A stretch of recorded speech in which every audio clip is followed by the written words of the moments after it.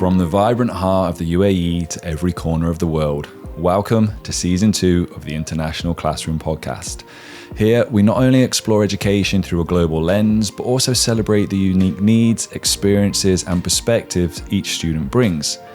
In each episode, we bring you insights and discussions from experts and educators around the world. They share their invaluable experiences, the challenges they faced, and the innovative solutions they've championed. So, whether you're an educator, a student, or simply someone with a passion for lifelong learning, we invite you to be part of this journey. Now, before we dive into today's episode, a quick note. Ensure you're following us on your favorite streaming platforms to always stay in the loop. And if you're tuning in via Deep Teaching on YouTube and you haven't clicked that subscribe button yet, do us a huge favor, do it now. We've been privileged to host some truly remarkable guests, and your support in sharing and liking these episodes means the world to us. On to the episode. The one thing I wanted to ask, in terms of your surname, I'm not going to try and say this, by the way, as it's recording, but I am curious to know, how do you pronounce your surname? I get that question a lot, and I often respond that I couldn't pronounce it until I was like 13. So it's something that Afrikaans people have no trouble with. It's Germishuys. Germishuys. I can't even write it. Oh, I'm not gonna. So it's got that and the r in the middle. It's not great for English speakers, but it is kind of like a spam filter, I found. So if somebody phones me and they're like, "Hi, is this Mr.?" and they struggle, I'm like, "Okay, you don't really know me. You haven't." You haven't taken the time to practice. I don't have that one. Mine's very, very simple. Justin, thank you ever so much for joining me today on the International Classroom Podcast. Obviously, we were just talking about this, but where in the world do we find you today? I'm in Cape Town, where it is incredibly hot. Well, I'm in Dubai. I was quite happy this morning with a pleasant 17 degrees, by the way. What temperatures have you got there? I think this week we're going to have about 37 degrees Celsius. We're looking forward to that tomorrow. I can see you must be very excited. How's the humidity with you guys? Because obviously we get super hot, super humid. Do you get the same? It's not terribly humid here at the moment, so it's not uncomfortable. It's not muggy or anything. Okay. Well, lucky you. Unfortunately with us, when it's one of those, when it heats up, you just can't get the sweat off you and it's just worse. But as I say to everyone who ever asks, Dubai, it's only hot if you go outside. We're very, very fortunate here, very fortunate. But I have not reached out to you to speak today to talk about the sunny climates of Cape Town and South Africa. I and my listeners are far more interested in some of the superb work that you are currently doing. And so just for the layman's, and there's a few of us out there, even myself included with this, could you explain to me what learning and behavioural design is? So I think it's worth clarifying that for most of my career, I've worked in adult education and largely developing learning and training for corporates. So in that space, the people who typically craft the learning experiences are called learning experience designers, historically instructional designers. And as that's become more digital, the skill set has sort of shifted towards that. So learning experience design is a kind of a design field, and more specifically an experience design kind of discipline. So a lot of it is kind of blending traditional methods of education, but with some UX, with psychology, with a variety of other fields that might be relevant to creating those experiences. So a lot of overlap there. Behavioral design is, to my mind, a complementary discipline, but you don't usually find them together. And behavioral design looks more broadly at human behavior. And whereas something like learning design or instructional design assumes that many problems related to what people do and how they perform are related to absence of skills or knowledge, or the presence of skills and knowledge. Behavioral design looks more broadly and says, okay, well, it could also be a factor of habits, motivation, resources, social dynamics. So it looks a lot more broadly at an issue. So when you're trying to address some sort of a behavioral issue, then behavioral design is informed by the behavioral sciences largely. So I can go into a lot more depth, but often a behavioral design intervention will involve a learning component, and often a learning problem that you're trying to solve involves a behavioral design component. Because that's what I was interested in terms of how do these two marry up to give then an effective, I suppose for want of a better word, what we want is an effective learning experience. I mean, what's the synchronicity like for the two of them? Well, I will let you know when it becomes a common practice to meld the two. No, in all jokes aside, I think that, at least in my experience, people who are steeped in behavioral design do not typically have learning experience design experience, and vice versa. So I think the shift is in not looking at a problem as necessarily a learning problem. That kind of limits you to saying, okay, well, what do we need to teach and what skills do they need to develop? Sometimes when you're looking at performance, it's useful to step back and say, sometimes knowledge isn't the thing that matters. To give you an example, if you're asking somebody to recycle, so let's say that this is a behavior you would like to promote. It's perhaps not so much in the education space, but let's say hypothetically, there is a learning component where you can say, okay, well, how can we give them learning experiences so that they understand what recycling is, why that's important, what behaviors are related to it. They know how to do it, how to sort different types of recyclables, etc. Right? So you could try to solve it like that. But there are other ways of doing it as well. So, for example, if you don't put recycling bins near to somebody, they will typically not do it. So even if they know that they should, and there's a greater degree of friction to walk from here to the other side of a park to dispose of it, they typically wouldn't. So it's recognizing that solving for knowledge, skill, and awareness isn't always enough to determine the behavior that you're looking for or the performance that you're looking for. Yeah, just listening to you then, I'm trying to wrap my head around this in terms of my experience in my own classroom, and from a science teacher. Like we had this discussion today in school because we were talking about obviously something we're delivering and with different subjects, and speaking with one of the historians, it was like we're very knowledge heavy. So in terms of our learning outcomes, they're all based around those. So kind of think about, right, how do we design learning experiences? What are we wanting them to learn? And very rarely does the concept of behavior, and I love the fact you say performance because that's something I'm really fascinated by. But it's very rarely that this idea actually comes into my mindset. And I speak for a lot of teachers when I say that, but in terms of what behavioral response, what learned behavior, that side of it is rarely thought about. So in terms of the principles of those, if I'm now looking at it going, right, actually, I want to focus on this, what would be some of the principles you would recommend or as starting points that I could go about trying to incorporate into my teaching practices to have those effects? So I think a good starting point is just to become aware of some of the behavioral design frameworks that exist. Probably the most popular one, and it has its pros and cons, is something called COM-B.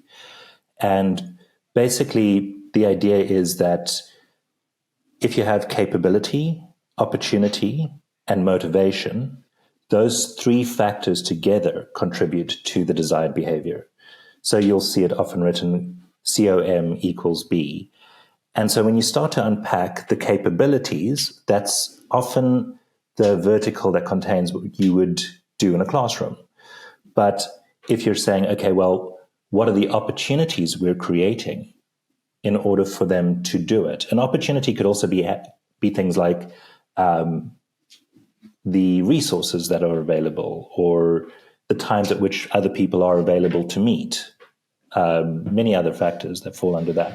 And then also looking at factors that are influencing their motivation. So that's a nice simplified model. There are incredibly complex ones. For example, the theoretical domains framework that has something like 30 factors that it will look at. And again, skills and knowledge would only form one or two of the many factors looked at. So that's quite useful when you're trying to understand what it is somebody needs to be able to do or accomplish. And I think the distinction between do and accomplish will become quite useful later on in this conversation as we move to other topics. But if you're looking at those sorts of things, at first, it's worth kind of doing a diagnosis. And that's where this is very useful, where frameworks like COMBI and theoretical domains framework or the theory of planned behavior, all of these are useful to understand why is it that people are not exhibiting the behavior or the performance or achieving the outcomes that you're interested in. So I think hopefully that makes it a bit clearer as to why this is a useful additional set of lenses when you're developing learning experiences. Massively. It sounded like I was actually just noting it down on my phone, by the way, because I was like, I've got a pen in my hand. I was looking for paper. I was like, right, I was like, right, because I find it's fascinating in terms of I love a different lens to look at it. I think teachers, or I find this in that we're still using a lot of things that are old and that still work. Don't get me wrong, but it's, for me, I look at this like this idea of marginal gains, like actually having this and combining it with some of these other principles. So the COMBI that you've mentioned there about capabilities and opportunities. What was the M stood for again? Motivation. Having those types of things and applying it, I can see now it's like, maybe that's got an opportunity there for like personalization, or because that's a motivation thing. It's just a different lens than how I can plan my lessons and therefore give students, and that might have an impact then on their behavior because they're more engaged, they're more this. And so it's this idea of looking at obviously bringing together concepts from outside of the box or outside of our normal remit of thinking that we wouldn't normally have done. And funnily enough, I reckon I've tied this in quite nicely here, by the way. That's one of the things that you've started to do in terms of you are bringing in AI and combining it with these two different principles. What brought that about in terms of when did you discover that this could be something that is beneficial and could be capitalized on? So I think that relates a little bit more to my career over the last 12 years. So I embarked on a master's degree in cognitive psychology quite late in life and then still did not complete it. But in the 2 years that I was working on that, I became incredibly fascinated in the idea of decision support tools, using technology to supplement or augment what human beings are capable of. And so a lot of what I was focused on at the time was to say, okay, well, I've been engaged in philosophy of mind, psychology, behavioral science as part of my studies, but how do I want to take this further into my career? And so at the time I was kind of aware of the study around cognitive limitations and ideas around bounded rationality. So no matter how skilled you are or capable you are as a human being, you still have particular limits, and those often result in certain kinds of biases or poor decision-making, all those sorts of things. So one of the things I realize is, let's take a cognitive skill like critical thinking. It can take you a lifetime to develop really, really good, high-quality critical thinking skills. So the question that became interesting to me is there any way that we could supplement or augment people's cognition so that they can benefit from things like critical thinking without having had to cultivate that painstakingly over like 10 years and perhaps not ever actually achieve it, even after, say, finishing their PhD. This happens. And so I became interested in that, and that was the point in time where I really started focusing on natural language processing and the really basic forms of AI that existed at the time. Fast forward a bit, I kind of ended up in adult education, learning design, and the organization that I worked for really, really focused on delivering learning through coach-like methodologies. So I found that very interesting. But as I progressed and I sort of found that too had its limitations, I thought, well, what if we brought more of this behavioral design? And so as it happened, the organization I worked for started drifting towards developing more behavioral type solutions, not just learning solutions. So I had the opportunity to work for many years across both camps. Still found it very difficult to blend the two effectively. Then a bit later, I kind of moved into research and learning analytics. And that's where I really started to bring AI and data science back into what I was doing. And I recognized that the idea of having technology that can supplement or augment performance could be incredibly useful, because the behavioral design on its own and the learning design on its own didn't seem to be sufficient.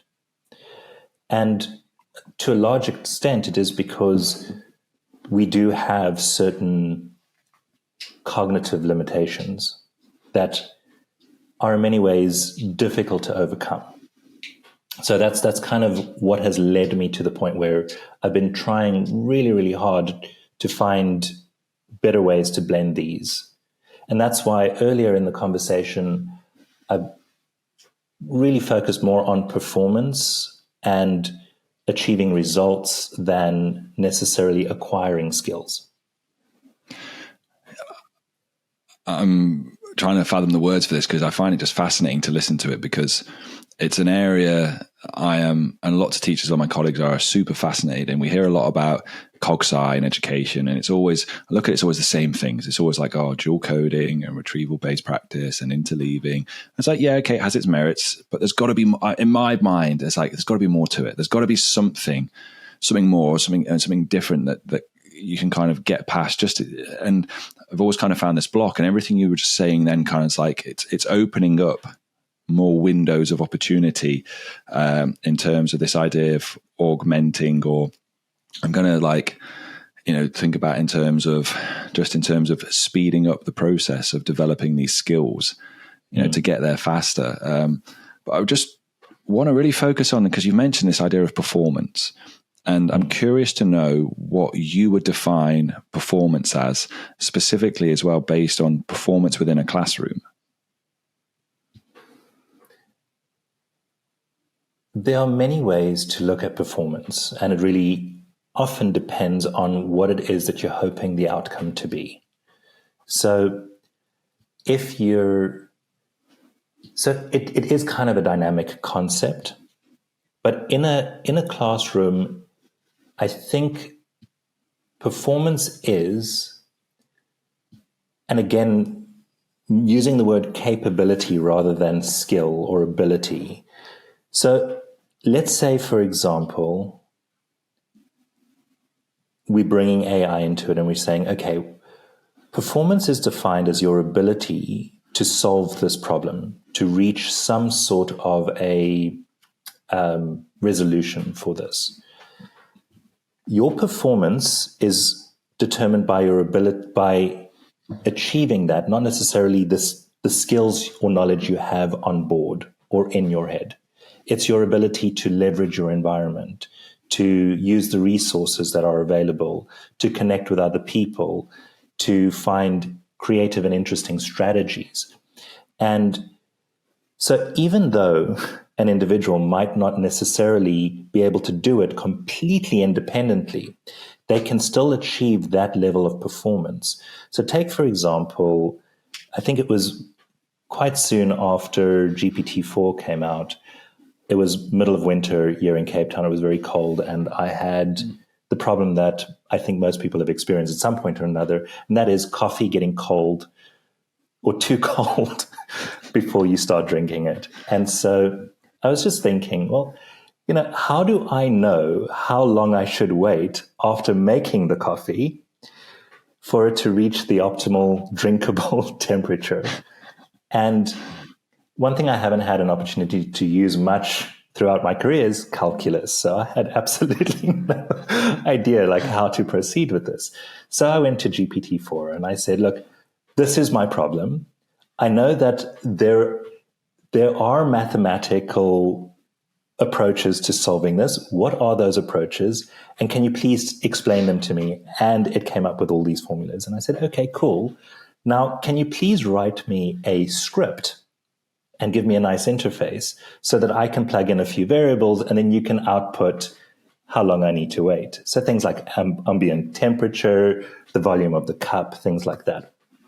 And probably about 5 to 10 minutes later, I had a fully functional app that I could run and I could put in some details. And it was about 11.2 minutes that I needed to wait for my coffee to arrive at the optimal drinkable temperature. And this illustrates a point. I didn't have the skills to do that independently, but I could achieve that level of performance. I could achieve that result.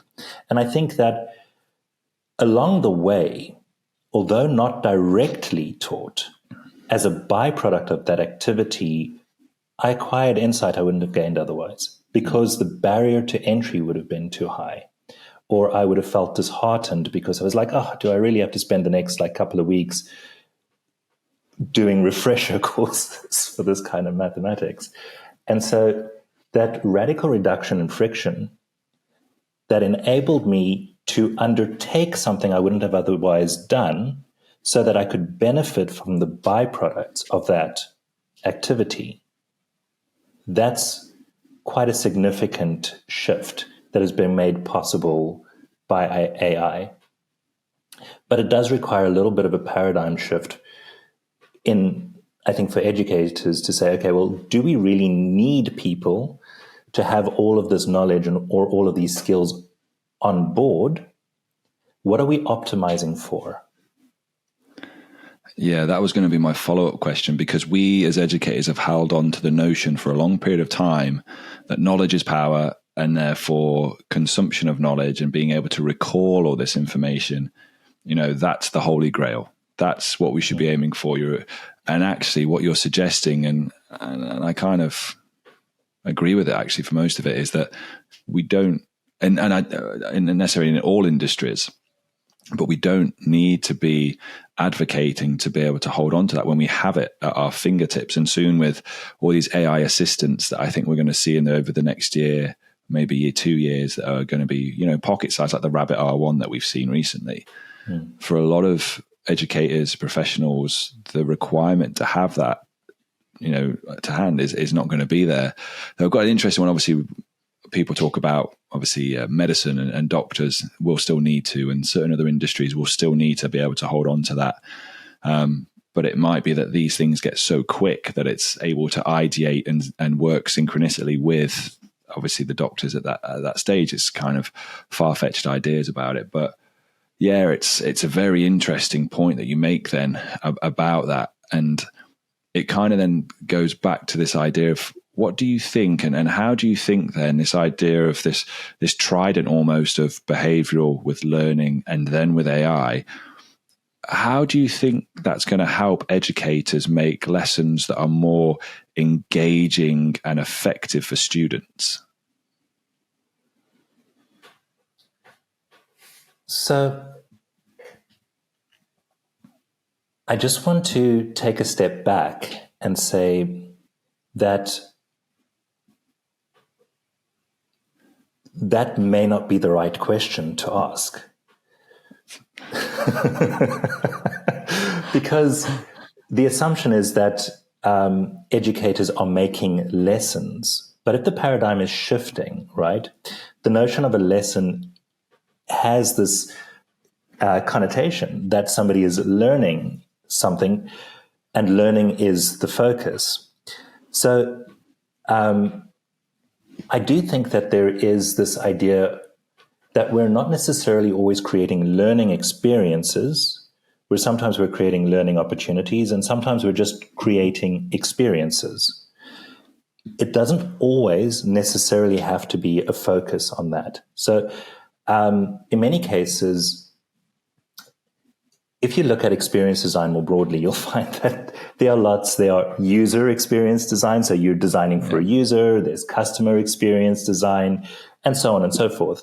So coming back to the idea of bringing behavioral design in, sometimes the difference between me accomplishing a task or not accomplishing the task is me having the habit or the realization that I have a tool at hand, not the retrieval of the knowledge. So the shift in that instance, so take the coffee calculation example. I had gotten used to turning to AI to explain things and to write scripts. So in many ways, it was awareness plus habit, not awareness plus skill. And so often when you're looking at helping students partner with technology, behavioral science has a lot to tell us about how habits are formed, for example.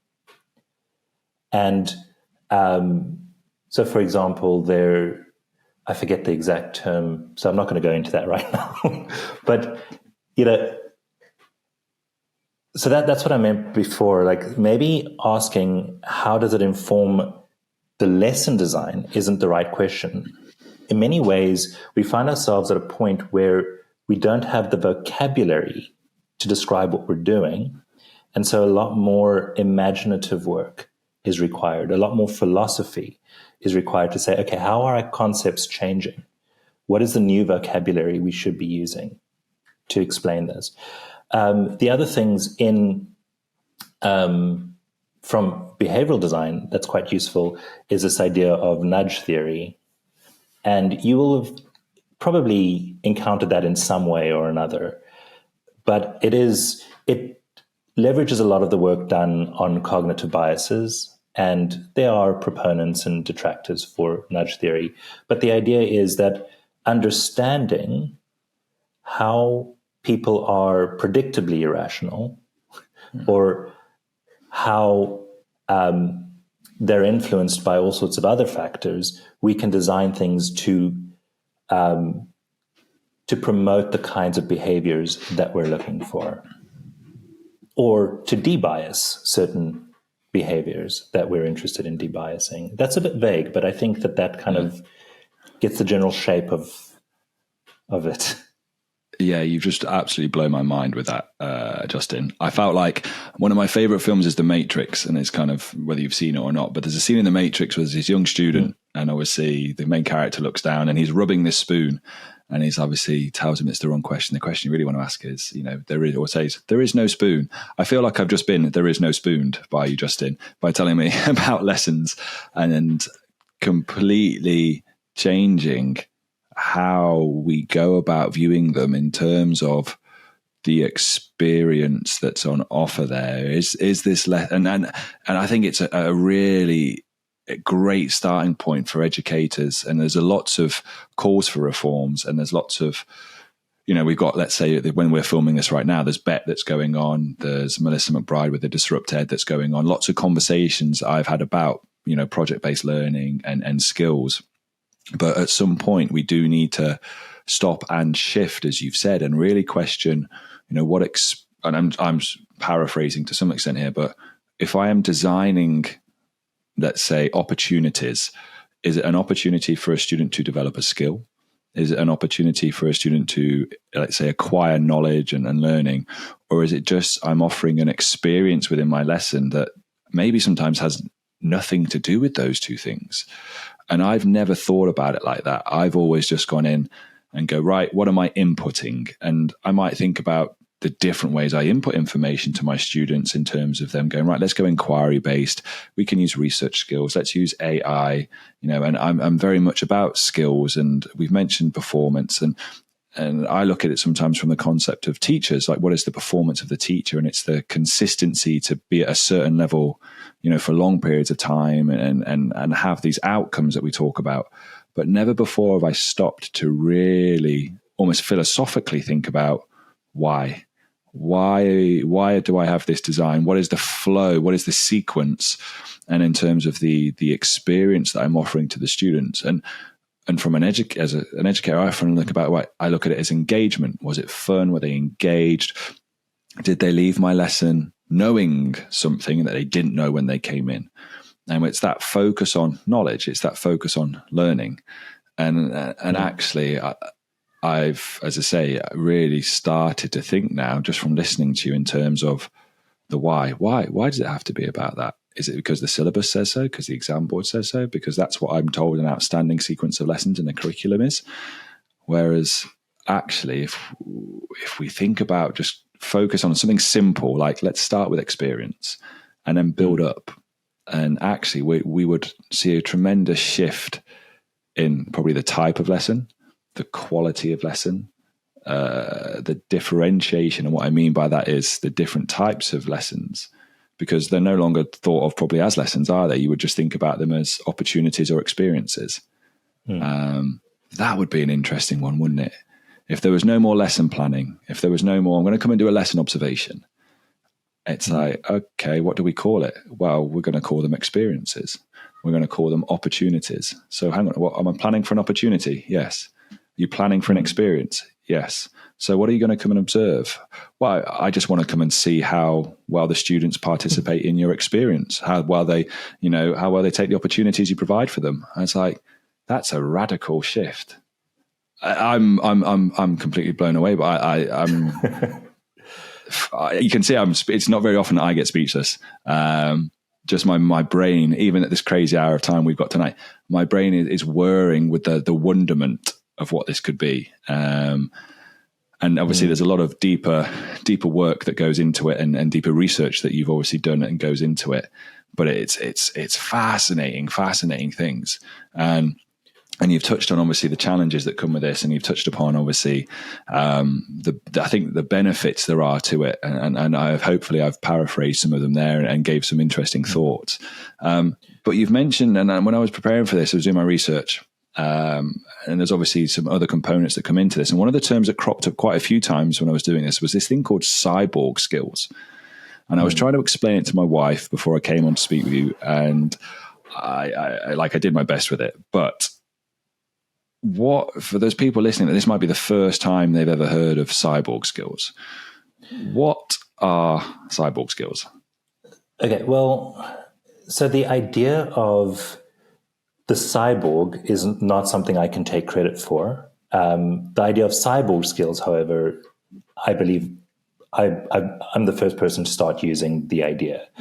So the idea of human beings being natural-born cyborgs, and I've spoken about this on previous occasions as well, it largely comes from the work of the cognitive psychologists and philosophers of mind, Andy Clark and David Chalmers. And there's this really well-known book, and it's also doing the rounds on LinkedIn lately again. It's called Natural Born Cyborgs. Yeah. And another book called Supersizing the Mind. And I mentioned earlier that while I was doing my master's, a couple of things occurred to me, and my supervisor at the time recommended that I read these books, and then I went on to read a lot about the extended mind hypothesis. And it's this idea that human beings naturally co-opt the world to extend their cognitive processes. And simple examples would be, to extend your memory capability, you might use your fingers as an external buffer. Instead of saving things in your working memory, you're outsourcing. You're saying, oh, okay, so it's 53, 72. You're using your hand as an external buffer. The way that I remember which dessert or which cup is my wife's and mine, I kind of have a little mnemonic, and I put hers on the left and mine on the right, And so whenever I see the one on the left, I'm like, oh, okay. So I'm using my environment to extend my mind in many ways. People use sticky notes so that they can use retrieval at the point of need. We use calculators to extend our ability to calculate things. So we're extending our minds out into the world. And so instead of thinking of your mind as being something that's simply contained within your skull, you think of it as something that extends into the world. And in that sense, and in many ways, it's interesting as well. Like for those of us who grew up with pens at the very least, when you use a pen, the pen has become such a part of your mind's model of your body that you're not aware of the pen. The pen is just an extension of your hand. You're aware of the point at which it interfaces with the world.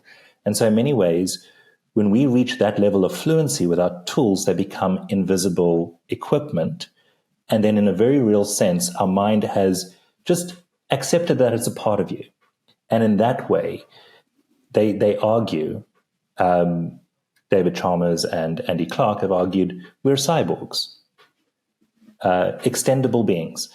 And so where I've really tried to think about cyborg skills, particularly with AI becoming more prevalent, is to say, okay, and there are two parts to this, what are the skills that we need in order to effectively extend ourselves with technology? Because there are some people, like I have a workflow with AI at the moment that allows me to achieve things that last year this time were unthinkable, and I take it all for granted. And if you take it away, it'll feel like I've been lobotomized. So to a large extent, that's already happening. So what are the skills that we need in order to extend ourselves? But then the second part of that question is, what are entirely new skills? And a more interesting question, entirely new forms of cognitive ability that arise once we have. And so that's typically what I mean when I talk about cyborg skills. Now, what exactly those skills are is an interesting area of investigation. Because that's what I was going to ask you next. But I think a good example, and I think we have to invent new words. I mean, at what point did somebody come up with the word memory? It's something that's kind of evolved, and we brought in terms from Greek mythology, things like mnemosine and psyche. All of these things inform how we talk about the mind today. We're going to need similar kinds of concepts to explain what we will be able to do. And interestingly enough, AI can help us with that, creating new concepts for things we haven't spoken about. And so it's going to require quite a significant series of imaginative leaps for us to start figuring out this new vocabulary. And I have a couple of projects that are happening over the course of the few months where I will share some of my thinking. It will just be preliminary, but hopefully it'll provide some starting vocabulary for many people to start thinking about what cyborg skills are and what they could be. That's fascinating. And obviously, in terms of details, we can get to that towards the end so people can come and look for this.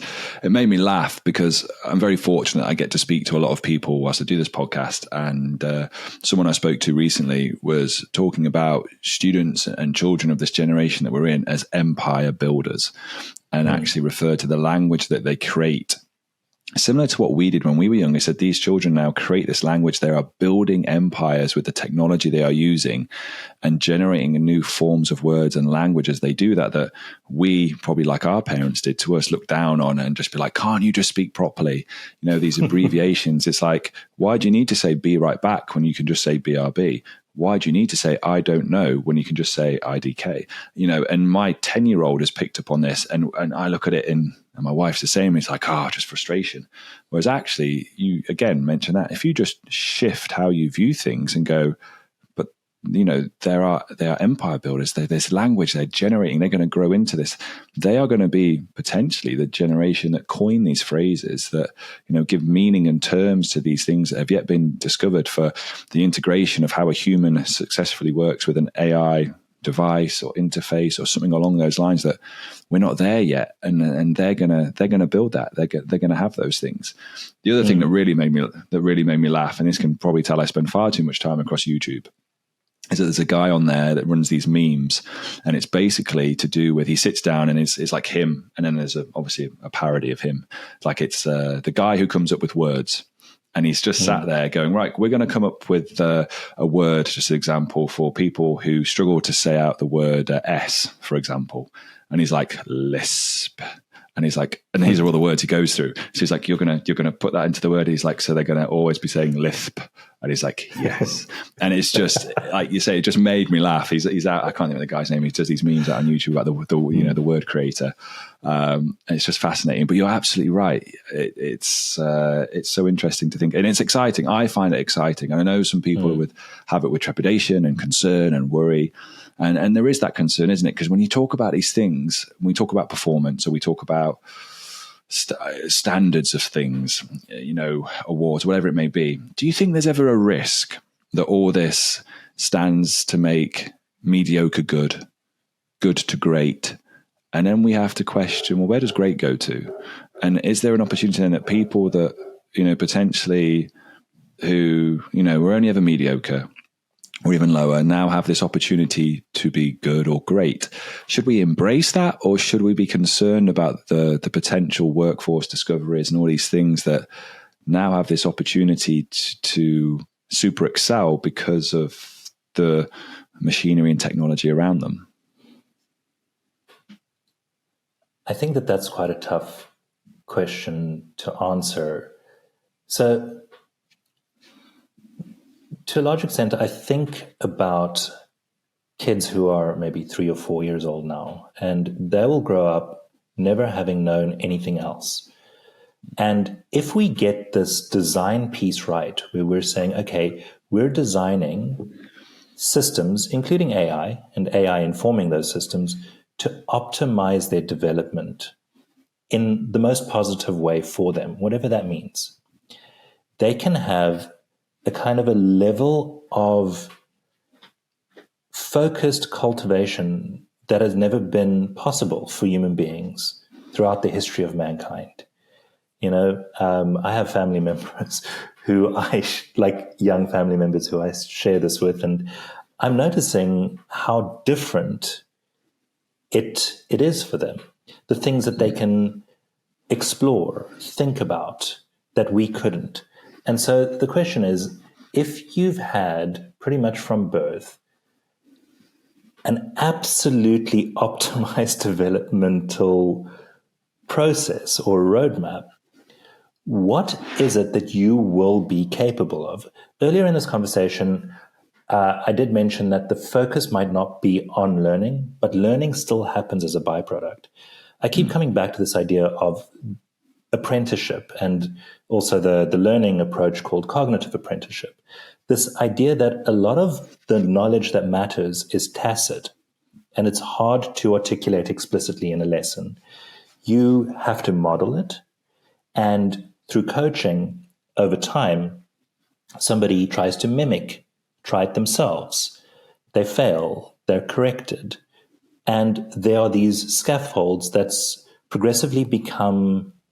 are progressively removed while the person reaches a degree of skill or mastery. Now, imagine that although we're partnering with intelligent machines, AI, yes, it's taking over some of the tasks, but we're still always learning as this part of your life that is distinct from other things that you do is, I think, quite an artificial distinction. But as we go about our lives, through our partnerships, through delegating load, through observation, we're always learning. So even though we're tackling things and we're achieving higher levels of performance, we're also learning from that in ways that are hard to anticipate. So, coming back to your question, it's hard to imagine what levels of what they might be capable of, even at younger ages, And how does that change the workforce that they're entering into? What new things are they going to invent? What new entrepreneurial ventures are they going to create in order to enable them to do the things that they can now do? I think humorously, I think about, trying to speak to somebody 400 years ago. You take the most intelligent person 400 or 500 years ago, most educated person, and on many fronts, 9-year-olds, 10-year-olds today take for granted what was incredibly hard-won capability. But instead of 400 years passing for that to happen, 20 years might pass before we see that incredible gap. Mm. And sorry to cut you in there. It's even for me, as a scientist, we teach about these things. We're learning about history. We're learning about historical events that have taken place, the history of science. And it could be like you're talking to, I don't know, doing about genetics at the moment. We could be talking to Gregor Mendel, and these things like why, and we ask this question, why were Mendel's ideas rejected? Why weren't they accepted to start with? And without this concept of knowing about DNA and genes and being able to see it, then you fast forward, to, the mid 1940s, 50s, talking about discovery of DNA. And again, you go, right, let's go another 70 years. Where are we at now? And you're seeing the time frame between these major life discoveries and implementations of these things. You're right, they're getting shorter and shorter and shorter. In terms of, I remember I was speaking with Dan Fitzpatrick, and he said, well, think about the iPhone. Was it 2007? That's when the iPhone came out. And where we are now in terms of the speed at which these things racing ahead. I saw, I think it was the guys at Stanford, and they had the glasses that were now being able to be used. So for deaf people, they could then see the words coming up on the bottom of the screen, like I'm pointing to now. The words would appear there, so you could actually, understand it. And so you're right, and it's I view it with excitement more so, and optimism. I remember this in terms of speaking with Gabby, I'm an optimist rather than the pessimist when it comes to sort of the technology and those types of things of what it can bring. And you say it in obviously such for yourself, an optimistic and calm way about it. It's like, yeah, you're right. There's excitement if we go about viewing it in the right way and give our students the opportunities, I think is the key thing there. Then, that it's an exciting time for them to be around of what they could potentially achieve. So just as we start to kind of draw down, and I really appreciate the time you've given me this evening. It's fascinating. What would be some of for the people out there listening who maybe came in at the start of this, thinking that learning design was this, or behavioral design, and these combinations we've talked about. Do you think there are still things out there, these myths that people generally have, sort of things that you think, this is worth debunking? I've got the opportunity now to kind of demystify some things. Is there anything out there that you think educators or people listening should really know?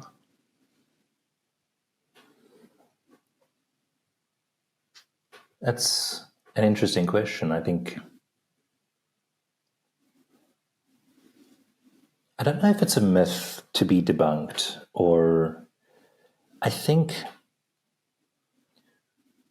it's a lot of what we spoke about earlier. It's recognizing that, okay, maybe I can tell a story and this is useful. I think a practical tip is a really, really, really good way of avoiding answering this question. So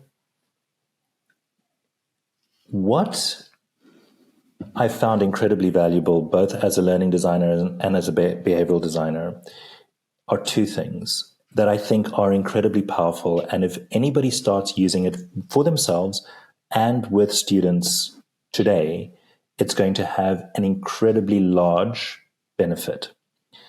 And so the myth is thinking that with technology, you need complex solutions in order to address many of the problems that we have. Already, probably one of the most useful things that I can recommend is they explain it like I'm 5. It's actually more useful for adults than children. But if kids start using it today, right, the the implications of having zero friction, accessible explanations at the point of need is profound. But it feels very simple. It doesn't feel like you're solving any kind of really big problem. And that's the thing that I found a lot in behavioral design, is often finding one simple nudge or one point of leverage can significantly change the outcomes. It doesn't have to be complicated. The other thing, and this is something I do want to recommend for all educators, is to use the devil's advocate. So plug in your most preciously held notions about what it means to learn. Plug in your most, the frameworks you've taken for granted, Bloom's taxonomy, but ask it to to play devil's advocate, to be highly critical, uncharitable, and incredibly grumpy, right? And that at that point, I find that it actually raises some very, very interesting questions for us to reflect on and possibly review practices we've taken for granted that may not hold when you're thinking about a world filled with cyborgs. A great piece of advice, and a nice story for that one as well. I will be going off soon and asking ChatGPT, because I am in the habit of using it for everything as well. I often find I ideate a lot with it and come up with scenarios for my lessons. So the fact that I'm going to ask it to be devil's advocate for me, I'm quite excited to see what the outcome is from that, what it tells me, what information it gives me. So thank you for that one. But even the learning approach under it, sorry for the interruption, but even the learning approach, the idea of project-based learning or flipped classroom, just take all of those ideas that seem really, really great, and they are, but plug them in anyway, you know? Just have fun. Yeah. No, it's great. That is again more food for thought. You have been very generous with your golden nuggets. I call golden nuggets in terms of these, really great pieces of information and advice. For the educators out there, as we kind of wrap this up, if you were to offer then just some resources or places to start with to get involved in this, what would you say? Where would you point them in terms of direction to go and look at this, or go and follow this person, or go and read this? This will help so we can get more educators like actually exploring these things and trialing them and bringing them into their classroom. What would be your sort of, 3, 5? What would be your recommendations for them?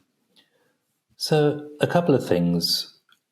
If you're interested in behavioral science and starting to look at ways of incorporating behavioral design principles into your experience design, certainly do look at things like ComB. There are some useful newsletters to follow in the behavioral science community. For example, there's Habit Weekly, which I couldn't recommend more highly. There's also its kind of sister newsletter, Behavior Bites, which is kind of new, but it looks at the intersection of behavioral science and AI, and there's often some really, really interesting things, particularly as it relates to the kinds of behaviors that require 21st century skills, but without necessarily the skills. And so certainly on that front, if you're interested in a lot of the ideas around the extended mind hypothesis, then definitely have a look at Supersizing the Mind or Natural Born Cyborgs. There are more current books written on the subject, so you'll be able to find those as well. I think that those are a good place to start if you're interested in combining those different ideas and seeing where they lead. And obviously, following you across potentially LinkedIn would be also a wealthy and worthwhile activity, wouldn't it? Hopefully. I try not to be not to say anything when I have nothing to say. Which is always a good way, which means it makes then the content that you do put out is also more informative for it. And that's how we obviously met. Just I was following your work and just sort of really intrigued and fascinated by the things that you were doing, and wanted to speak to you to learn more about it, which I feel completely enriched by. You've taken my original thoughts around education and what I thought I know, and you completely turned it on its head in this conversation in the most positive way. And I think that's the type of thing we want in terms of to be thinking about this and changing the way we view things is fantastic. I really appreciate that in terms of, had my mind blown in certain areas there, Justin. So thank you. 2024, we're still right at the beginning of 2024. And as we look ahead into the rest of this new year, what are your plans? What are your hopes and aspirations? So probably something that I've been pursuing for the last 12 years is this idea of building decision support tools. And a lot of the consulting work that I do combines learning design, behavioral design, and AI. But specifically, I want to start building more tools that people can partner with to support the way that they make decisions.